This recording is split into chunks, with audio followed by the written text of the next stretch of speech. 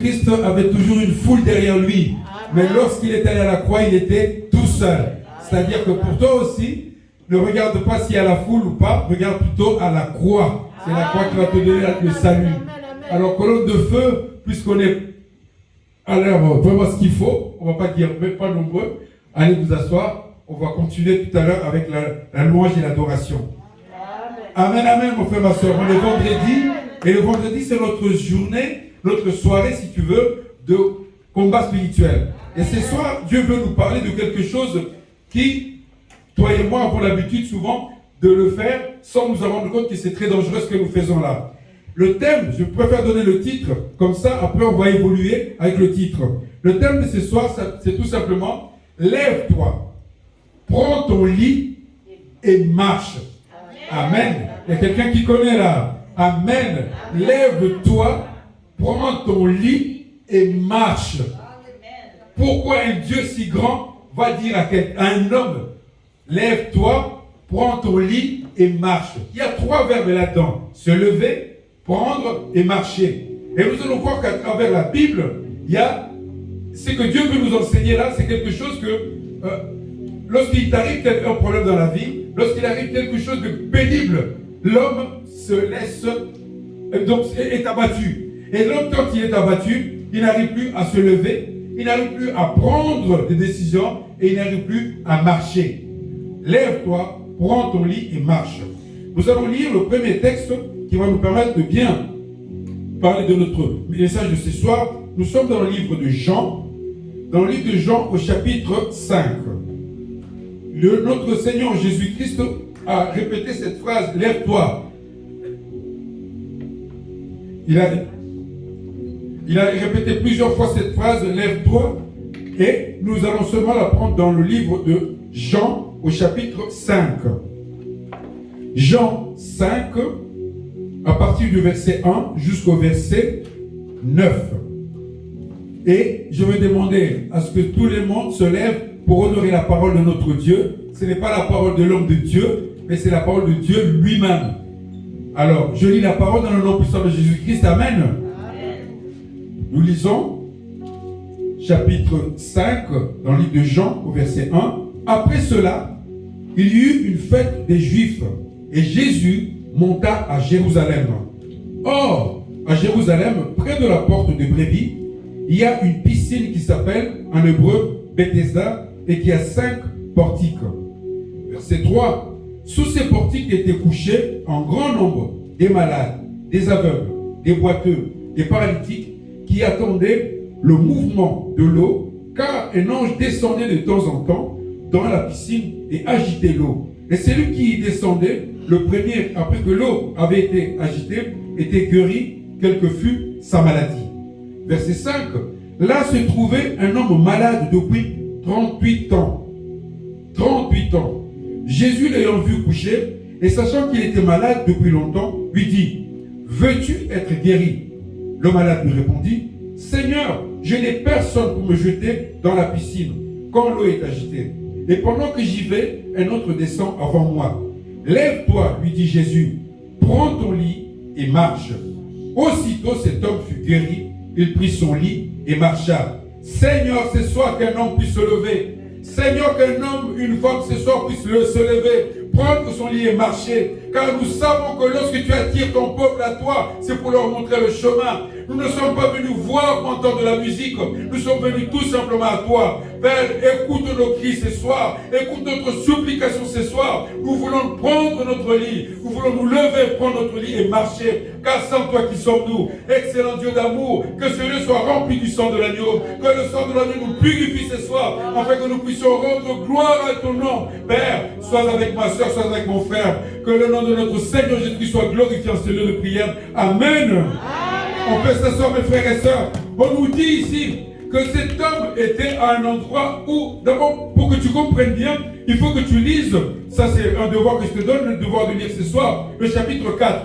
Dans le chapitre 4, on nous dit, Jésus-Christ avait sauvé le fils d'un officier. Le fils d'un officier qui était malade. Donc tout le monde savait que Jésus-Christ était grand et qu'il avait sauvé quelqu'un de la maladie.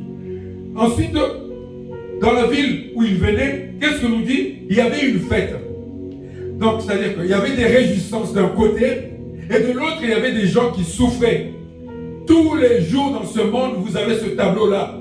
Vous avez d'un côté les gens qui sont heureux, et de l'autre côté les gens qui ne sont pas heureux. Les gens qui sont à l'hôpital, et les gens qui sont dehors. Les gens qui sont malades, et les gens qui sont bien portants. Ces jours-là à Jérusalem, il y avait une fête juive. Mais dans la même ville, il y avait un autre tableau. Il y avait la piscine de Bethesda. Cette piscine, c'est un endroit où on appelle, Bethesda, ça veut dire, c'est en hébreu, ça veut dire le lieu de bénédiction.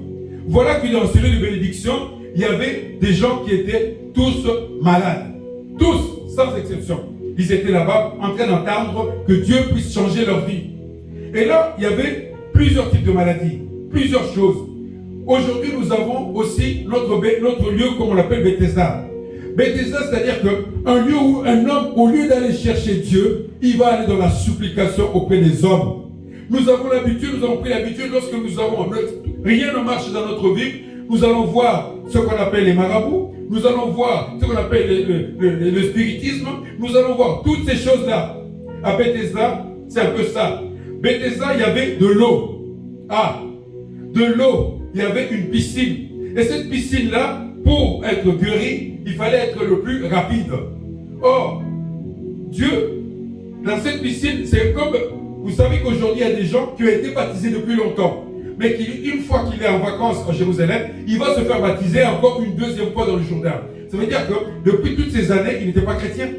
C'est ça le problème que nous avons aujourd'hui. Nous ne voulons pas entendre parler d'un lieu ou d'un homme tout simplement. Là-bas, on est en train de guérir les gens. Tout le monde y va. Il nous dit, si tu lis aussi dans le chapitre précédent, qu'on n'adorera plus Dieu à Jérusalem, mais on l'adorera en esprit, en vérité. C'est-à-dire, ta vie doit adorer Jésus. Ta maison doit adorer Jésus. Tout ce que tu fais doit l'adorer. Mais là, on nous dit que les gens allaient tous à Bethesda. Ils allaient tous à Bethesda. Personne, comme il est dit dans la Bible, n'a eu l'intelligence de chercher Dieu. Personne ne cherche Dieu. Tout le monde va à Bethesda. Ils sont tous malades. Mais voilà qu'on continue toujours à Bethesda et on nous dit, ceux qui rentraient dans l'eau, quand ils sortaient, ils étaient guéris de toutes les maladies. Et pourtant, quand tu lis, il y avait plein de gens qui étaient malades. Plein de gens qui étaient malades. Comment est-ce que... C'est ce qu'on voyait aujourd'hui quand on passe dans les réseaux sociaux. On voit un miracle. Un homme est allé chez un homme de Dieu, qu'il a posé la main, il a retrouvé la santé. Tout le monde va aller là-bas pensant que chaque fois qu'il posera la main, ils seront guéris. Non. Que fais-tu de ta foi à toi avant d'aller voir l'homme de Dieu? On continue. Maintenant, l'homme qui nous intéresse, nous. D'abord, on a un tableau qui a 3 personnes. Il y a Bethesda, là je viens de parler de Bethesda, qui est un lieu. On va parler maintenant de l'homme de 38 ans. Et ensuite, pour finir, on parlera de Jésus. 3 personnes, 3 personnages sur ces tableaux. Le deuxième personnage ici, on a vu, Bethesda, c'est l'homme de 38 ans. On ne nous dit pas son nom, on ne nous dit pas d'où il vient, on ne nous dit pas ce qu'il avait comme problème, on nous dit seulement qu'il était resté 38 ans en ces lieux-là. Bien aimé, il était couché en ces lieux-là. Voilà un malade qui se couche pour attendre qu'on lui donne la guérison. Et écoutez sa réponse. Un ange de l'Éternel, il ne dit pas un ange de l'Éternel, un ange descend et quand il a agité l'eau, ceux qui ne sont pas rapides ne seront pas sauvés. Il parle de l'ange. Le malade lui répondit, je n'ai personne pour me jeter dans l'eau quand l'eau est agitée et pendant... Donc, c'est l'ange qui vient agiter l'eau. Au verset 4, car un ange descendait de temps en temps dans la piscine agitant l'eau.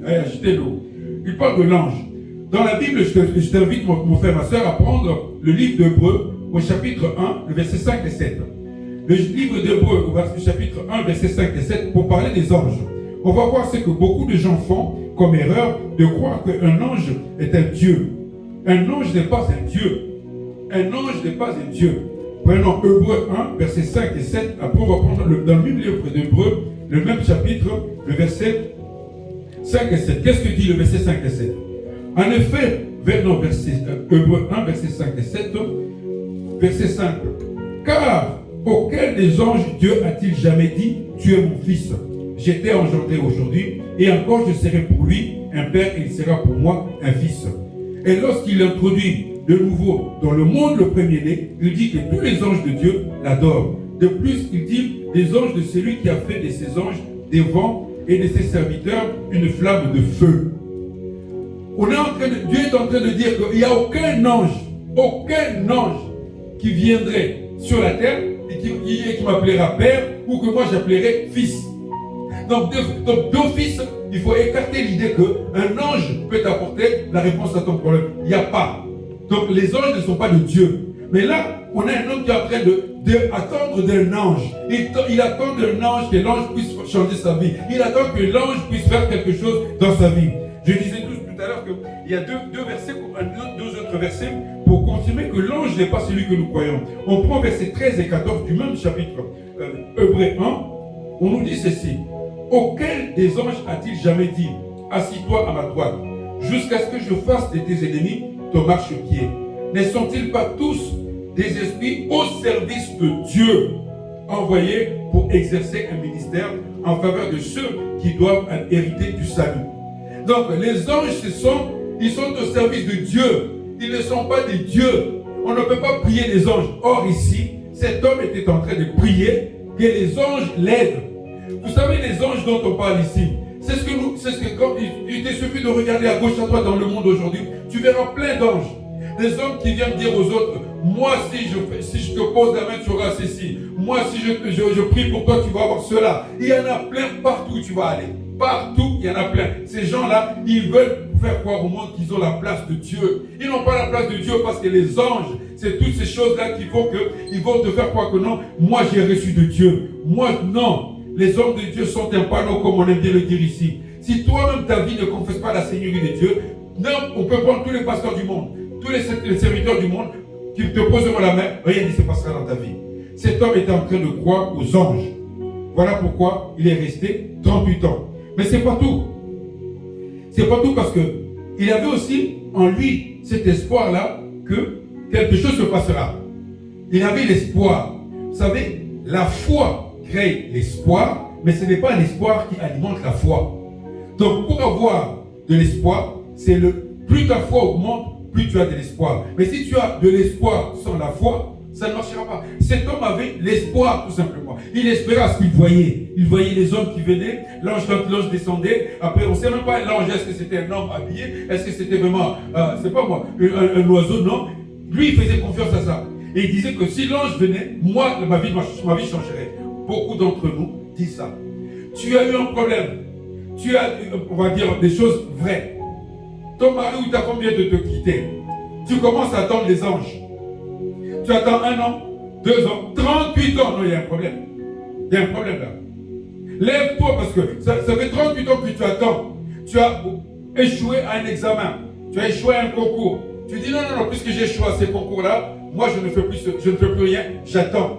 Quand Dieu viendra, moi je vais me lever. Quand Dieu va appeler, moi je répondrai oui. Non. Lève-toi, prends ton lit et marche. Voilà ce que Dieu veut que tu saches. Voilà ce que Dieu veut montrer à travers ce texte, que la plupart de nos limitations ne viennent pas de ceux qui nous regardent. Les limitations viennent de nous-mêmes. Et nous nous limitons par rapport à ce que nous avons comme éducation, comme instruction, ou tout simplement le manque de foi. Nous avons vu, le premier personnage c'était le Bethesda, le lieu où tout le monde était allé. Le deuxième personnage, je viens de voir, c'est l'homme de 38 ans. Maintenant, on va voir l'homme de Galilée. L'homme de Galilée qui est venu à la rencontre de cette personne-là. L'homme de Galilée qui sait qu'il était allé où? Après qu'il y ait eu la fête des Juifs. L'homme de Galilée sait qu'il y a aussi des gens qui souffrent. Il s'approche de cet homme-là. D'abord, on va voir, prenons 1 Colossiens 14, 18, pour démontrer déjà que Jésus n'est pas un ange. 1 Colossiens 14, 18. 1 Colossiens 14, 18, c'est pour déjà montrer que non, le Jésus en qui tu as cru, le Jésus en qui tu as placé toute ta confiance, n'est pas celui que cet homme de la piscine de Bethesda attendait. 1 Colossiens 14 à 18. Je lis la parole dans le nom puissant de notre Seigneur Jésus-Christ. Amen. Je rends grâce à Dieu de ce que je n'ai baptisé aucun de vous, excepté Crésus et Gaius, afin que personne ne dise que vous avez été baptisés en mon nom. C'est Jean-Baptiste qui dit qu'il ne veut pas que les gens disent vous avez été baptisés en mon nom. Oh, excusez-moi, j'étais en train de lire un autre texte. C'est un Colossien. Parce que je l'avais déjà préparé, c'est pour ça. Un Colossien 14 à 18. Voilà, c'est ça. Donc, un Colossien 14 à 18. En ce qui concerne, donc, un Colossien, à qui nous avions la rédemption, la rémission des péchés. Donc, la première partie, on voit la deuxième partie. Donc, Jésus-Christ en qui nous avons la rédemption de nos péchés. Verset 15. Il est l'image du Dieu invisible, le premier-né de toute la création.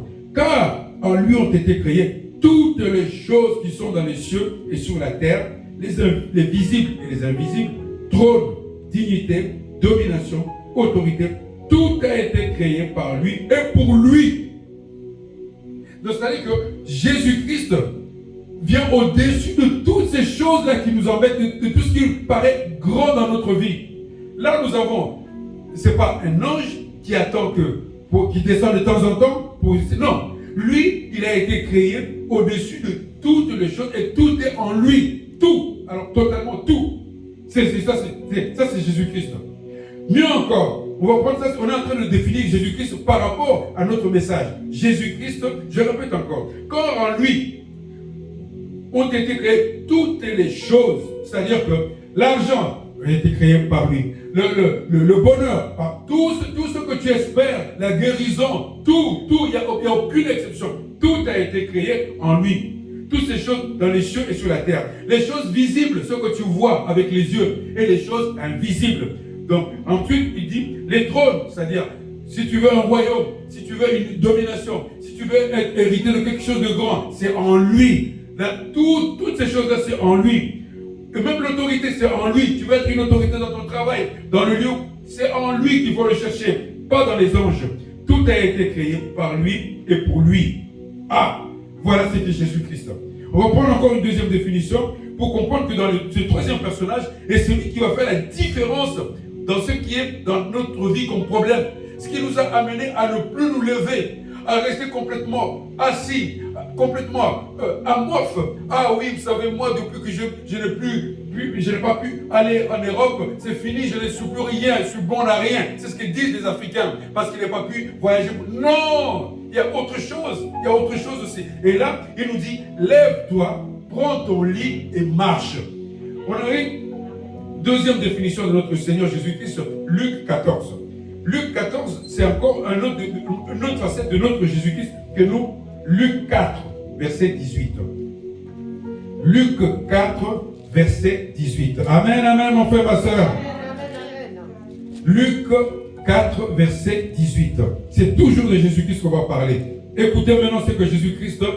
Alors là, il était jeune. Il est rentré dans une synagogue et pour la première fois, il va parler dans une synagogue un jour de sabbat. Écoutez ce qu'il dit. L'Esprit du Seigneur est sur moi parce qu'il m'a oint pour annoncer une bonne nouvelle aux pauvres. Il m'a envoyé pour guérir ceux qui ont le cœur brisé, pour proclamer aux captifs la délivrance et aux aveugles le recouvrement de la vue, pour en renvoyer libres les opprimés et pour publier une année de grâce du Seigneur. Amen, amen, amen, mon frère, ma soeur. Amen. Là, on voit toute la puissance de Jésus-Christ. C'est-à-dire que toi, tu es en train d'attendre les anges. Tu es en train d'attendre, voilà, je verrai quand telle personne viendra chez moi. Non, ne regarde pas ça. Jésus-Christ dit, moi, je suis venu. Non seulement, l'Esprit du Seigneur, il est sur moi, mais pour changer, d'apporter une bonne nouvelle et aussi que tous ceux qui sont malades soient guéris. Alors, Jésus-Christ, en entrant dans la piscine, il trouve un homme qui était là depuis 38 ans. Jésus-Christ ne se pose plus la question. Il dit, mais moi, Jésus-Christ, j'ai été envoyé pour faire quoi? Pour changer. Si vous voulez, on peut le faire. On peut prendre, on revient sur le texte de Luc, de Jean 5. On va voir tout ce qu'il cite là. Annoncer la bonne nouvelle, les pauvres, les malades, les captifs, et le recouvrement de la vue. Toutes ces choses-là, si tu regardes dans Jean 5, 1 à 9, tu vas le voir sur la piscine de Bethesda, c'est les mêmes personnes. C'est-à-dire que s'il est venu pour guérir celui qui a tel problème, moi aussi il va me guérir. S'il est venu pour guérir ceux qui n'ont jamais travaillé, moi aussi il va me donner du travail. Alors, pourquoi tu es resté si longtemps assis? Pourquoi es-tu resté si longtemps au même niveau? Ouais, vous savez, moi, depuis que je suis en France, je n'ai pas encore mes papiers. Tu n'as jamais fait aucune démarche parce que, comme tu es arrivé il y a 10 ans, il y a 15 ans, tu n'as pas les papiers. Je ne fais plus rien. Je m'assois, je ne fais plus rien. Non. Bien-aimé, j'aimerais que tu te poses une question avec moi. Ce grand Dieu-là, Jésus-Christ, va voir un homme et lui dit, lève-toi. Ok, on est d'accord. Il a la puissance de cet homme-là se lève. Mais pourquoi lui dit-il, prends ton lit? Pourquoi Dieu ne pouvait pas, pourquoi Jésus-Christ lui dit tout simplement pas, voilà, lève-toi, allez, vas-y, c'est fini. Non, il lui dit, prends ton lit. Vous savez, le lit, c'est synonyme de toute la paresse humaine. Ah, j'ai gardé mon lit. Quand il est malade, il était dans le lit. Quand vous lisez toute la Bible, à chaque fois qu'on parle du lit, c'est quelqu'un qui ne fait plus rien, inactif, totalement anéanti. Et Jésus-Christ lui dit, prends ton lit et va. Prends ton lit et marche. Je veux revenir sur prendre le lit. Marcher dans le sens biblique tel qu'il est donné ici, c'est dans le sens où surpasse-toi. Ne reste plus au même niveau. Essaie de faire un peu plus que ce que tu faisais avant. Surpasse-toi. Remonte un peu ta pensée. Change ce que tu as déjà fait. Change ta manière de prier. Change si tu priais à genoux. Maintenant, prie debout. Si tu priais debout, couche-toi par terre. Ne reste pas assis. Fais quelque chose de différent de ce que tu faisais avant. Mais alors, prends ton lit, c'est quoi? Prends ton lit, mon frère, ma soeur. Je vais te l'expliquer tout simplement. Si ceci est ton problème il est attaché à toi. Il est attaché à toi, un peu comme je l'ai là. Voilà mon problème, il est là tout le temps. Je l'ai avec moi. Depuis 38 ans, je dors avec, je me réveille avec, je marche avec, donc je dors avec. Jésus-Christ dit, ne le jette pas, c'est à toi, c'est ta croix, marche avec, va avec ton problème, va avec. Ne dis pas, voilà, mon problème, ah oui, il est trop... Je voudrais que Dieu prenne mon problème et que moi je... Non! Il dit, prends ton problème, marche avec maintenant. Avance avec ton problème là. Oui, moi j'ai toujours mal au ventre. Avance avec ce problème-là. Ah oui, avance avec c'est ton lit. Parce que si tu ne peux pas le laisser, avance avec. Avance tout le temps. Sois avec ton problème. Ne dis pas, voilà, ah oui, si vraiment je pouvais avoir quelqu'un qui prendrait ce problème. Non. Il dit non, prends ton lit, marche. Parce que c'est ce que nous attendons souvent. Ah oui, comme il dit, ah si quelqu'un pouvait prendre ce problème. Vous savez, j'avais un homme qui me disait, si au moins on pouvait prendre sa tête et qu'on le donnait aux petits-enfants, les enfants ils tomberaient. Parce qu'elle est trop lourde. Alors il était persuadé que sa tête avait trop de problèmes. Alors un jour, en grandissant, je lui dis, mais tu crois que tu es le seul qui a des problèmes? Il me dit, mais les miennes sont plus importantes. Je lui dis, mais non, tout le monde a des problèmes. Tout le monde sur cette planète-là a un problème. Tout le monde se réveille le matin, il dit, ah si je pouvais avoir la poitrine comme ça, et ça c'est les dames, si je pouvais avoir des cheveux comme ça, si je pouvais être plus grande, plus petite, plus ceci, tout le monde a ça. Et Jésus dit, prends ce lit-là, marche avec. Ne le laisse plus, marche avec. Parce que chaque fois que tu marcheras avec ce lit-là, tu te souviendras que Christ est venu dans ma vie et il a changé quelque chose. Sinon, tu n'auras rien. Tu n'auras rien parce que sinon tu vas dire, tu vas faire comme aujourd'hui. Le moi va parler. Moi, j'ai fait ceci. Vous savez, moi, j'ai pris. Non. Dieu veut que tu marches avec ça. Comme lui, il marchait avec sa croix jusqu'au bout. Il a pris sa croix tout seul jusqu'au bout. Toi aussi, tu dois avoir ta croix. Et cette croix-là, fais en sorte qu'elle ne soit pas une occasion de chute. Une occasion pour s'asseoir. Lève-toi, prends ton lit et marche. Oh, voilà. Oh, on a dit que celle-là n'aura jamais d'enfant. D'accord. Mais moi, je marche. Je cherche du travail. J'avance dans mon commerce, j'avance dans ceci, j'avance dans cela. Imaginez un peu une personne à qui Dieu a refusé de lui donner des enfants. Et qu'il ne fait rien. Il ne travaille pas. Alors vraiment tout. Il finira par devenir méchant. Il finira ou elle finira par devenir vraiment méchante parce qu'elle n'a rien. De même aussi, ah oui, pour nous qui venons de l'étranger. Ah oui, je suis en France, ça fait autant d'années, je n'ai pas encore acheté. Mais c'est pas grave. Avance. Fais les choses qui te font avancer. Ah oui, je n'ai pas... Avance. Jésus dit, lève-toi et marche. Ne reste pas là, attendre. 38 ans. 38 ans, c'est l'exemple même de la personne qui a complètement oublié l'existence. Parce que exister, c'est agir. Et même, la plupart d'entre nous ici sont parents. Un bébé, papa, maman attendent qu'il fasse du bruit. Même quand il a 25 ans, s'il est à la maison, mais ça fait un moment que je ne l'ai pas entendu. Tu vas voir qu'est-ce qu'il fait là-bas. Il dort ou bien fait quoi? Bah alors imagine maintenant quelqu'un qui 38 ans ne peut plus rien. C'est pas une vie, ça, c'est pas une vie. Même à n'importe, même là, à notre âge là, si nos parents étaient encore en vie, il veut t'entendre. Ah, mais il est en train de parler, ah oui. Oh, il est en train de faire ça. Mais alors, ton fils ou ta fille ne fait rien toute la journée. Pourquoi tu fais rien? Ah, moi, j'attends.